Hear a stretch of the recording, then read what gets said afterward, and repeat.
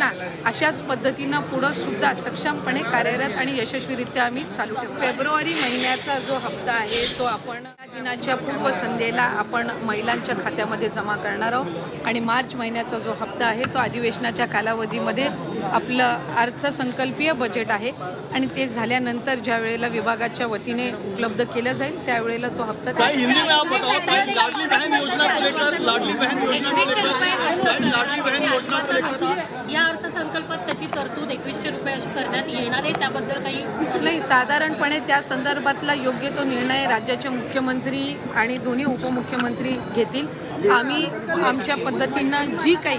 योजना आणि जो काही निधी हा आमच्यापर्यंत लाडक्या बहीण योजनेचा विभाग म्हणून येतो तो त्या महिलांच्या खात्यापर्यंत थेट पोहोचवणं, ती यंत्रणा अधिकाधिक सक्षम करणं आणि त्याचबरोबर पुढच्या कालावधीमध्ये आम्ही जसं नागपूरमधलं आज आपण एक उदाहरण बघितलं की 3-3.5 महिलांनी एकत्र मिळून त्या ठिकाणी पतसंस्था स्थापन केली आणि 30 लाखाचं त्यांचं हक्काचं भांडवल त्यांनी या योजनेच्या अर्थसहाय्यातून उभं केलं। तशाच पद्धतीचा पॅटर्न प्रत्येक जिल्ह्यामध्ये महिलांनी एकत्रितपणाने यावं आणि आर्थिकरित्या सक्षम व्हावं, त्यामुळे त्यासाठी आम्ही अधिकाधिक विभाग म्हणून लक्ष केंद्रित करणार आहोत।